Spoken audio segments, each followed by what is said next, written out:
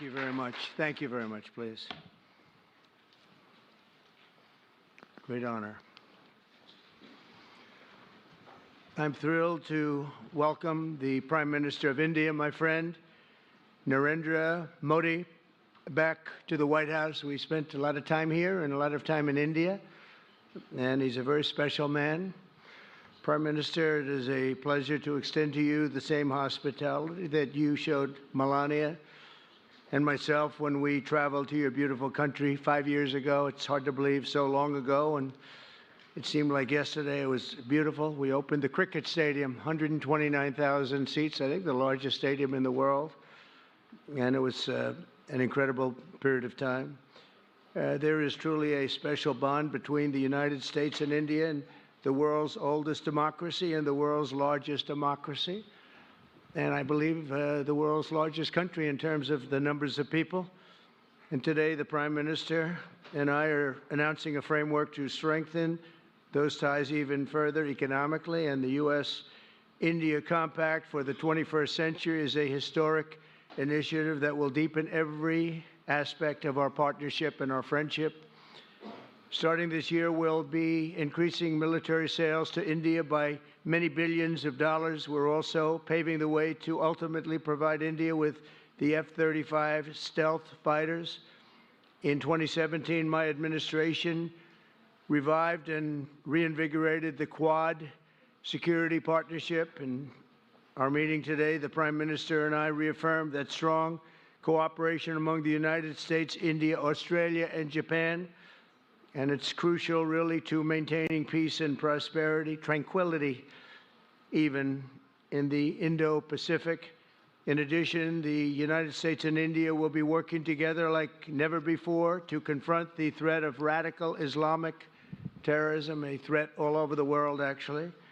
Today, I'm pleased to announce that my administration has approved the extradition of one of the plotters and one of the very evil people of the world, and having to do with the horrific 2008 Mumbai terrorist attack, to face justice in India. So he's going to be going back to India to face justice. As we deepen our defense partnership, we'll also strengthen our economic ties and bring greater fairness and reciprocity to our trading relationship. As a signal of good faith, Prime Minister Modi recently announced the reductions to India's unfair, very strong tariffs that limit U.S. access into the Indian market very strongly, and really it's a big problem, I must say. India imposes a 30 to 40 to 60 and even 70% tariff on so many of the goods, and in some cases far more than that. And as an example, a 70% tariff on U.S. cars going into India, which makes it pretty much impossible to sell those cars. Today, the U.S. Trade deficit with India is almost $100 billion, and Prime Minister Modi and I have agreed that we'll begin negotiations to address the long-running disparities that should have been taken care of over the last 4 years, but they didn't do that, in the U.S.-India trading relationship, with the goal of signing an agreement. And we want, we want a certain level playing field, which we really think we're entitled to, and he does also, in fairness. So we're going to work on that very hard, and we can make up the difference very easily with the deficit, with the sale of oil and gas, LNG, of which we have more than anybody in the world. The Prime Minister and I also reached an important agreement on energy that will restore the United States as a leading supplier of oil and gas to India. It will be hopefully their #1 supplier. In the groundbreaking development for U.S. nuclear industry, India is also reforming its laws to welcome U.S. nuclear technology, which is at the highest level, into the Indian market. This will bring safe, clean, and affordable electricity to millions of Indians and tens of billions of dollars to the U.S. civilian nuclear industry in India. And under the framework we are announcing today, the United States and India are also joining forces to ensure that artificial intelligence and other advanced technologies are developed by the two of the most advanced nations, intellectually and otherwise technologically, anywhere in the world. There's nobody very much closer. We have an incredible relationship there, and this is where it seems to be heading. And artificial intelligence, a very complex subject, but it seems to be where people want to be and they want to go, and we're leading right now by a lot, but other people will try to catch us. I don't know if they're going to be able to. We're going to make it available. We're going to make tremendous amounts of electricity available. We're going to let the people that are buying the electricity make their own electric plants, electric generation plants. And we've never done this in our country, but we're going to get it done very quickly. Lee Zeldin and his group are going to get the approvals in very rapid form. And we're calling it a national emergency, and that's exactly what it is. So we're going to remain at the top of the AI, or artificial intelligence, I think, for a long time to come. And we're going to be working very closely with India and other countries on that. But right now, we're the leader by quite a bit. Finally, we agreed to work together to help build one of the greatest trade routes in all of history. It will run from India to Israel to Italy and onward to the United States, connecting our partners by ports, railways, and undersea cables, many, many undersea cables. It's a big development. It's a lot of money going to be spent, and we've already spent some, but we're going to be spending a lot more in order to stay advanced and stay the leader. I'm pleased to report that with today's announcements, the friendship between the United States and India is the strongest I believe it's ever been. I think our relationship is the best it's ever been between two leaders of the two countries, and it's an honor to say that. I'd like to now invite the Prime Minister to say a few words, and then we'll take some questions, and we appreciate you all being here. Thank you very much. Thank you very much.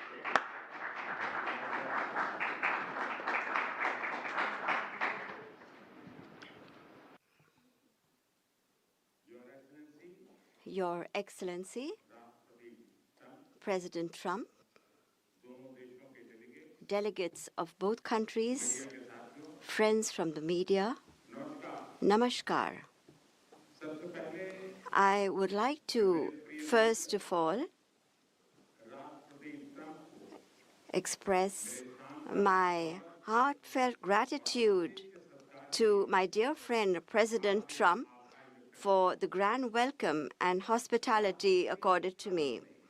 President Trump's leadership has been instrumental in nurturing India-US ties and making them vibrant. I could feel today the same enthusiasm, the same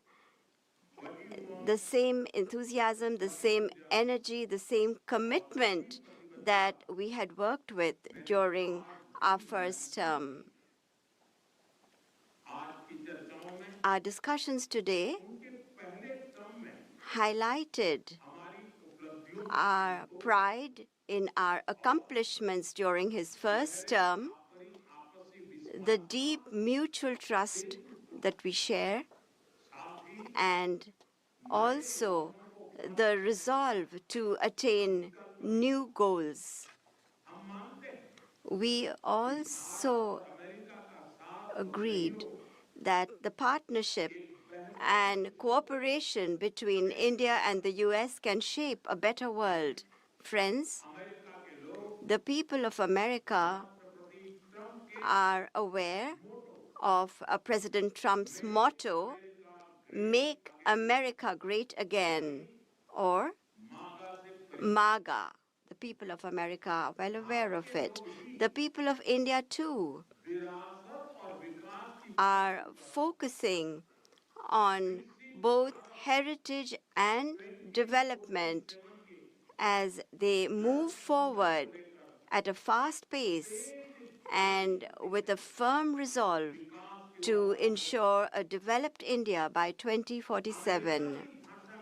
If I were to say this, borrowing an expression from America, our vision for a developed India is to make India great again, or MEGA. When America and India work together, that is, when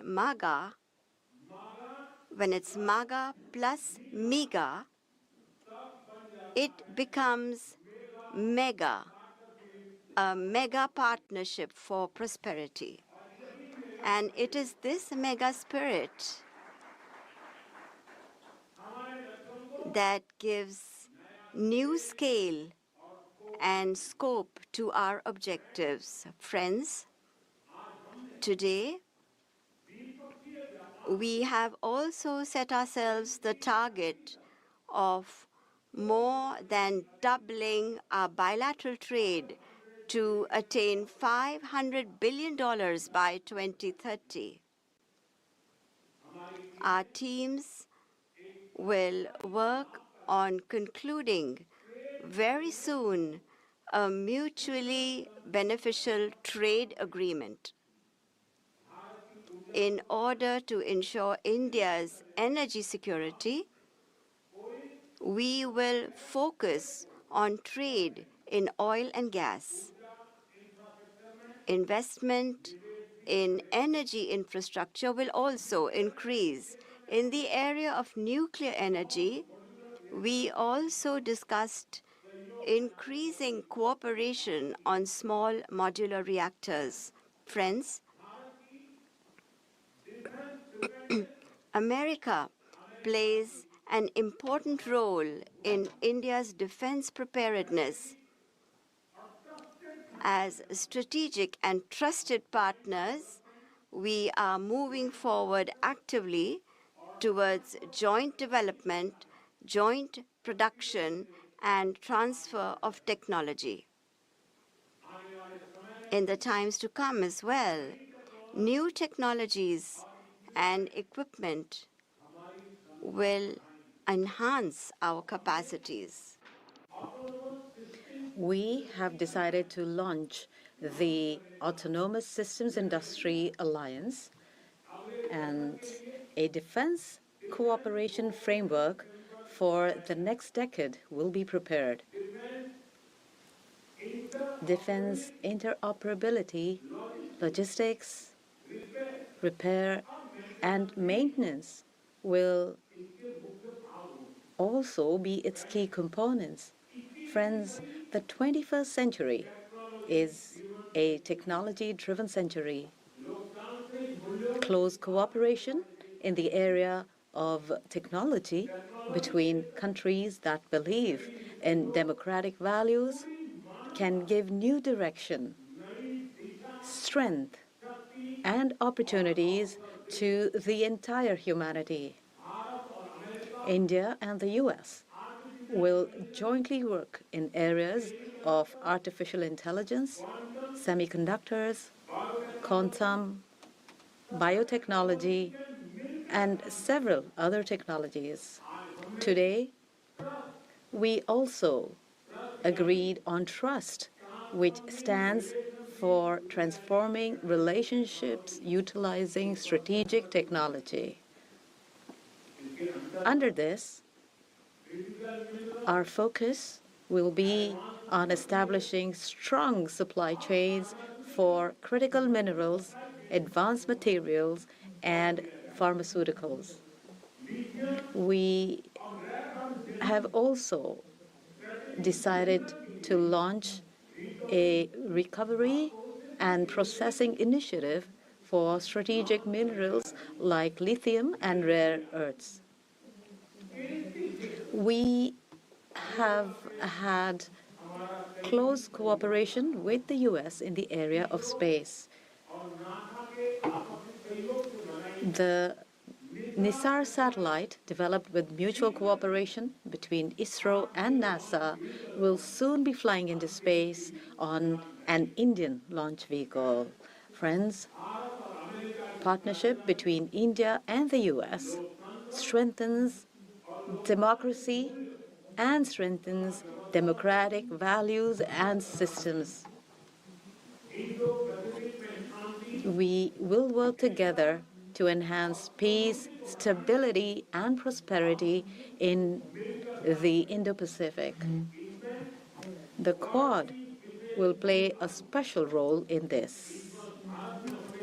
During the Quad Summit scheduled to be held in India this year, we will expand cooperation in new areas with our partner countries. Under the IMEC and I2U2, we will work together for the development of economic corridors and in the area of connectivity. India and US will stand strongly together in the fight against terrorism. We agree that in order to eliminate cross-border terrorism, we need concrete actions. And I'm very grateful to President Trump that he, in 2008, somebody who carried out genocide in India, that criminal is now going to be handed over to India, and I'm grateful to President Trump for this. And appropriate action will be taken in the courts in India. Friends, the Indian community living in the U.S. is an important link in our relations. In order to further deepen our people-to-people ties, India will soon open new consulates in Los Angeles and Boston. These will be new consulates. We have invited American universities and educational institutes to open their offshore campuses in India. President Trump, I am grateful to you for your friendship and strong commitment towards India. The people of India still fondly remember your visit in 2020 and hope that President Trump will come and visit them again. On behalf of 1.4 billion Indians, I invite you to visit India. Thank you. Thank you very much. Thank you. Thank you very much. Okay. Beautiful. Okay, thank you very much. That was excellent. We'll do a few questions, please. Please, go ahead. Please, go ahead. Yeah. Yeah, blue shirt. Thank you, Mr. President. People in India will naturally welcome your decision to extradite Thakur Rana to India back home. In that context, I'd like to ask you a question about, in last few years, we have seen several groups in the U.S. raising anti-India voice, calling about separation, terrorism activities in India. Do you think that should continue here in the U.S. as well? You're going to have to go louder. Mr. President, people in India would be welcoming your decision to extradite Thakur Rana to... I can't understand a word he's saying. May I, sir? May I? May I, sir? Go ahead, back there. Mr. President, thank you. First, I want to ask Thank you very much. a question. You and the President, you both spoke about combating ISIS. You both sounded very excited about this partnership upcoming. And I was curious, how much more confident are you with President Trump leading this country that there will be peace through strength and you will have a successful partnership with the United States versus with Biden's incompetence and weakness over the last 4 years?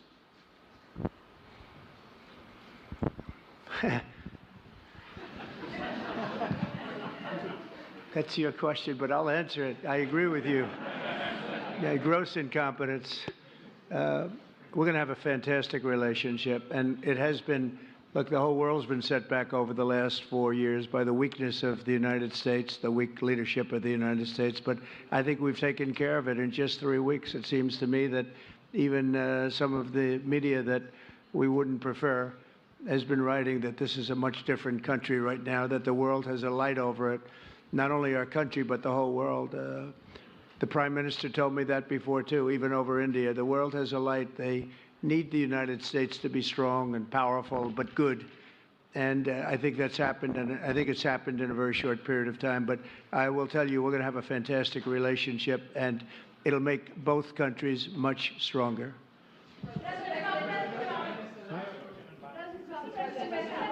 Yes, go ahead, please.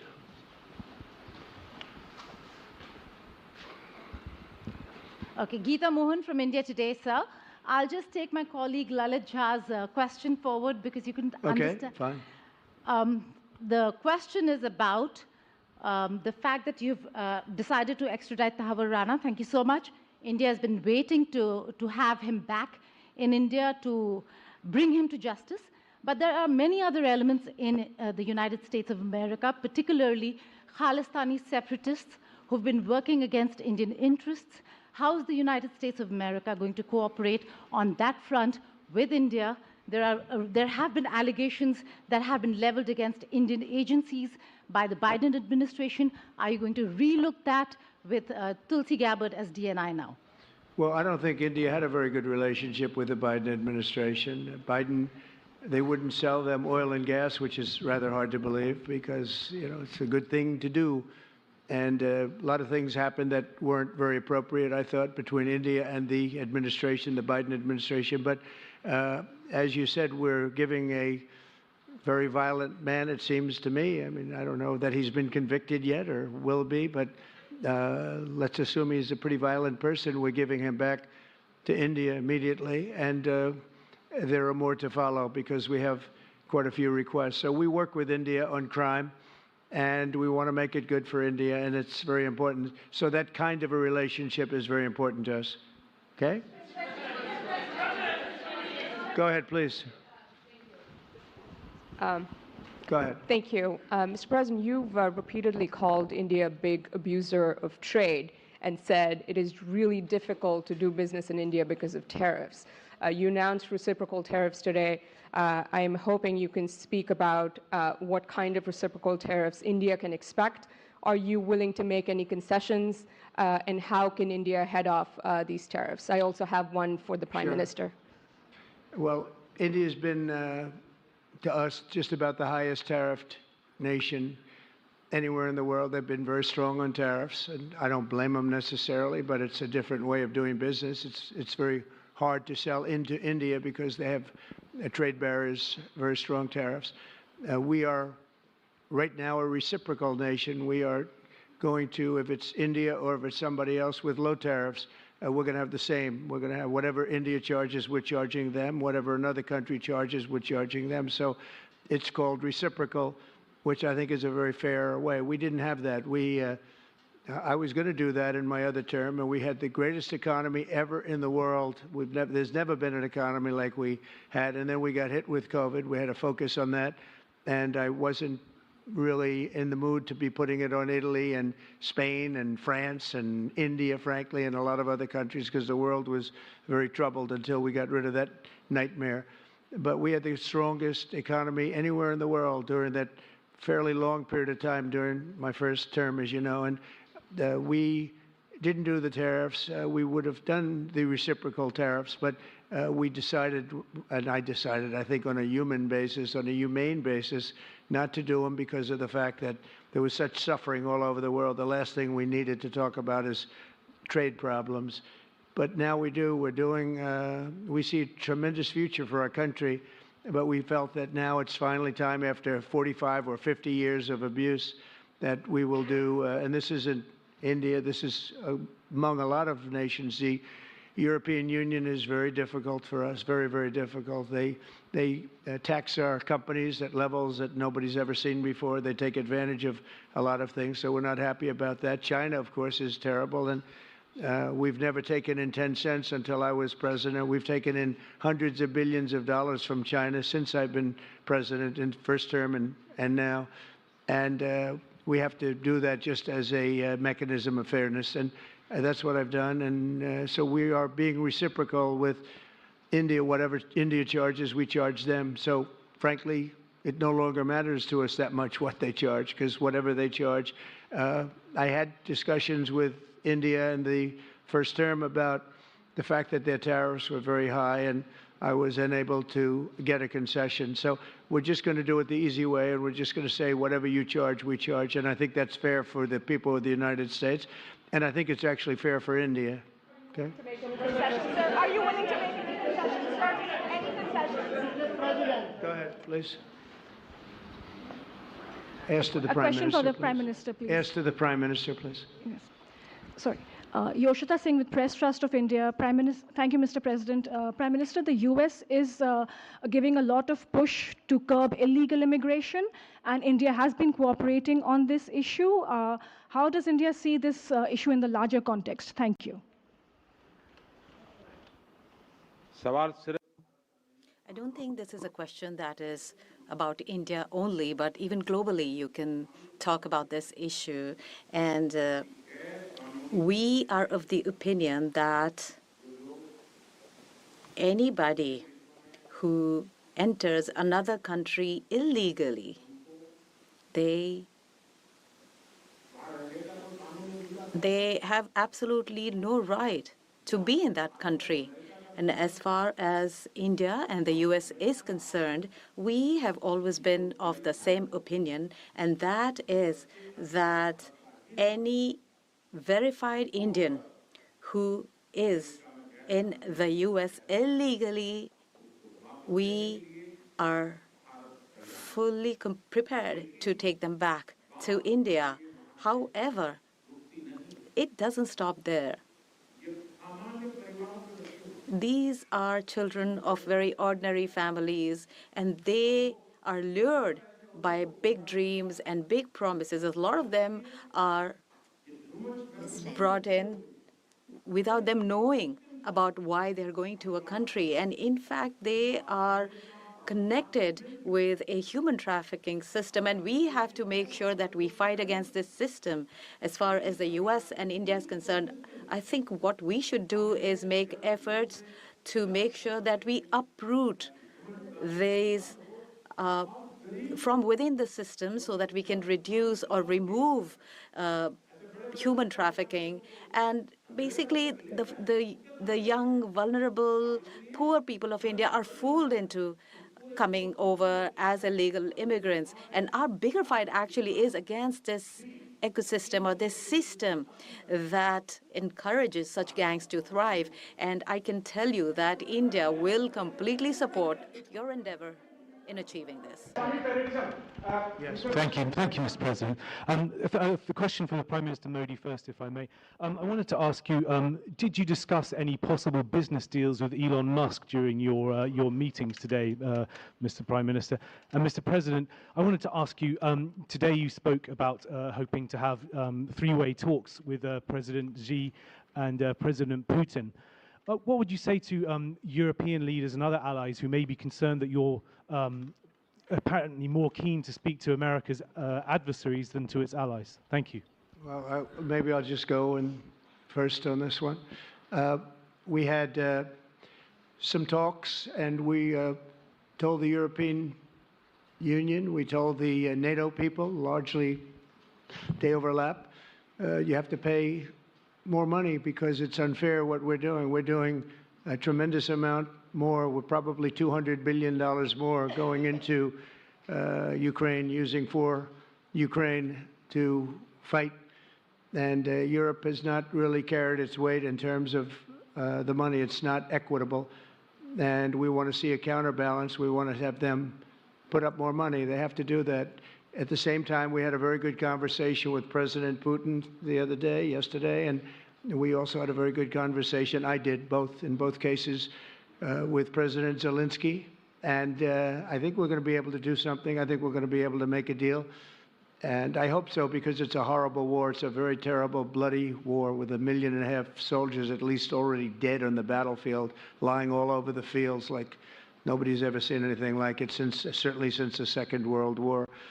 And so I think we're going to be able to do something. We're working with President Zelensky and with President Putin. And my impression is that I know that President Zelensky wants to make a deal. And I also feel that I know that President Putin wants to make a deal. I wanted to know that before I began any detailed discussions. but the meeting and the conversation, also the meeting with Steve Witkoff in Moscow was a very successful one, and my phone call with him was a very successful one. Please.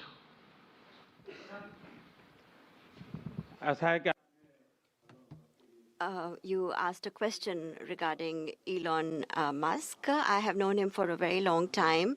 I was not even a prime minister at the time when I first met him. I was chief minister. And today he came to meet me along with all his family, with his children. And so we had a nice discussion. As far as the EV is concerned, EVs are concerned, the the word EV has a copyright, and that is one person who has a copyright for the word EV, and that is Trump.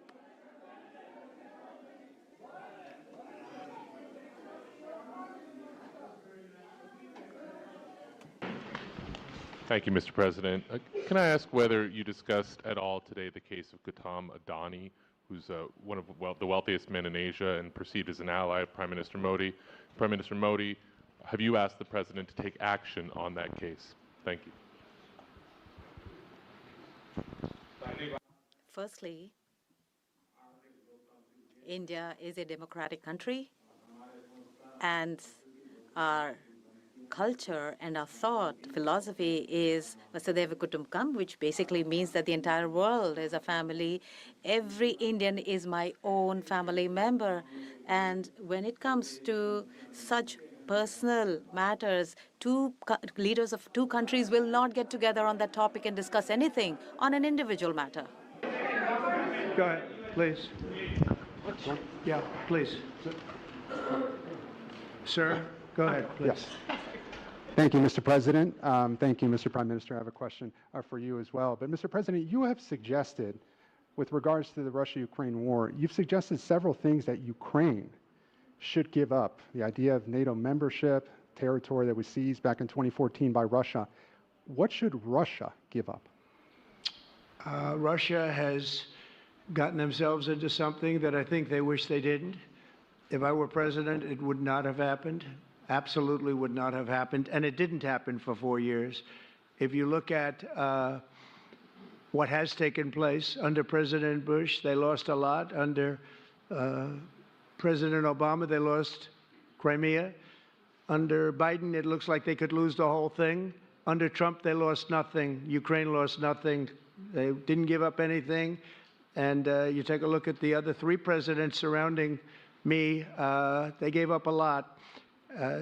I think that when you look at Ukraine and when you look at the mess that they're in, it's got to be ended and it's got to be stopped. Now, Russia's taken over a pretty big chunk of territory, and they also have said from day one, long before President Putin, they've said they cannot have Ukraine be in NATO. They said that very strongly. I actually think that that was the thing that caused the start of the war. And Biden said it, and Zelensky said it, and I think that was one of the reasons, one of the starts of the war. But from long before Putin, they said you cannot have Ukraine going in any way into NATO. And I start from that standpoint. I think everybody knew that. Now, if a better deal can be negotiated, if they're able to make a deal where they can do that, that's fine with me. I really don't care. I want that bloodshed to stop. I don't want to see, we have an ocean between us and the site we're talking about, the site of death. We're calling it the fields of death. We have a big ocean in between us. This is more important for Europe. We shouldn't be in. They have to equalize, and they're going to have to do it fast, but they have to equalize. But as far as the negotiation, it's too early to say what's going to happen. Maybe Russia will give up a lot. Maybe they won't. And it's all dependent on what is going to happen. The negotiation really hasn't started. But I will say, as far as NATO is concerned, from many years before President Putin, I will tell you that I've heard that Russia would never accept that. And I think Ukraine knew that, because Ukraine wasn't in and never requested to be in until more recently. So that's the way it is. And I think that's the way it's going to have to be. Go ahead, please. All right, go ahead, please, with the tie. With the tie, yeah. Mr. President, Yes, go ahead, please. this is Saurabh Shukla from News Mobile. Mr. President, you spoke about Prime Minister Modi as a tough negotiator. Who was a tougher negotiator today, and who has a better negotiating tactic when it comes to tariffs? Oh, he's a and much trade? tougher negotiator than me, and he's a much better negotiator than me. There's not even a contest. Okay?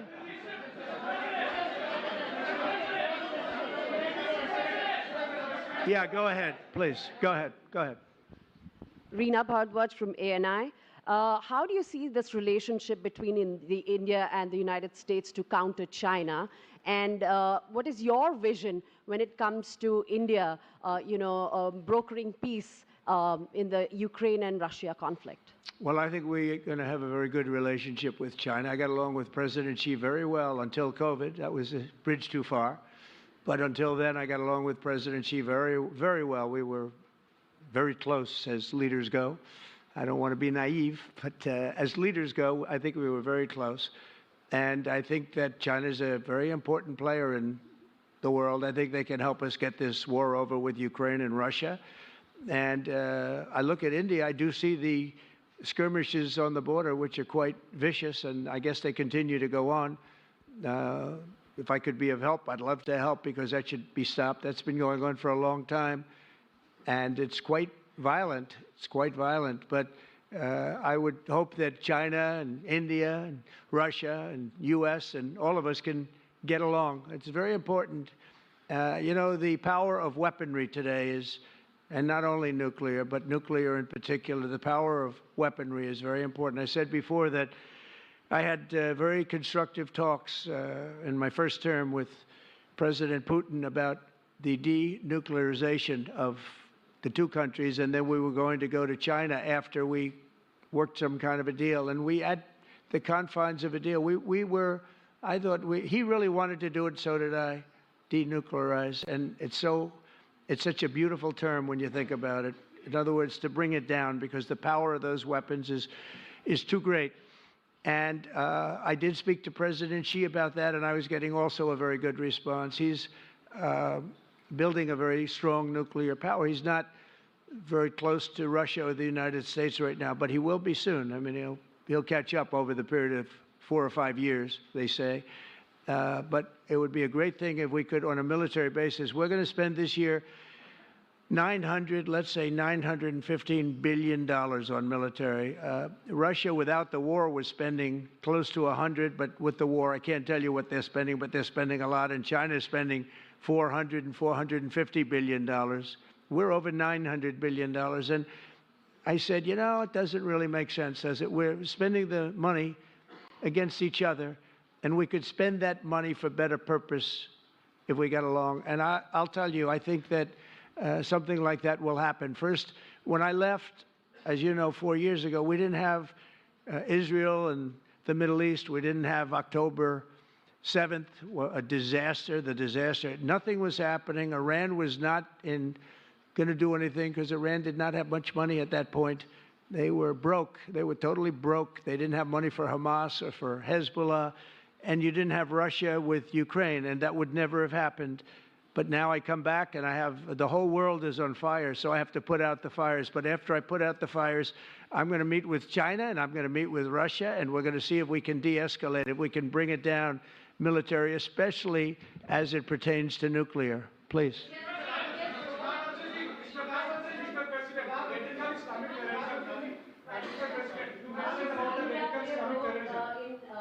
Mike, please.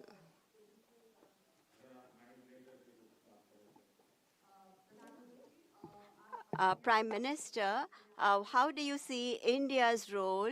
You have had discussions with President Trump about de-escalating the conflict in Russia and Ukraine. As you know, I have been in constant contact with both Russia and Ukraine. I have also visited both countries. And many people are mistaken, and they feel that India is neutral. I would like to clarify, India is not neutral. We have taken a side, and we have taken the side of peace. And it is based on this principle of ours that in the presence of President Putin, I clearly said in front of the media that this is not the era of war. And even today, it is my conviction that solutions cannot be found on the battlefield. Ultimately, you have to come to the negotiating table. And India has constantly made efforts that there are talks that take place where both parties are present. It is only then that we will find a solution. The efforts being made by President Trump, I support them, I welcome them, and I would like that President Trump is successful as soon as possible so that the world is on the path to peace once again. Everybody, thank you very much. Thank you very much. And I very much appreciate the Prime Minister visiting our great country, and I do really appreciate it. We have so much in common, and all we want to do is have peace, and we want to have strength, and we want to have lots of different things together. But the relationship with India and with the Prime Minister has never been better. Thank you very much. Thank you. Thank you.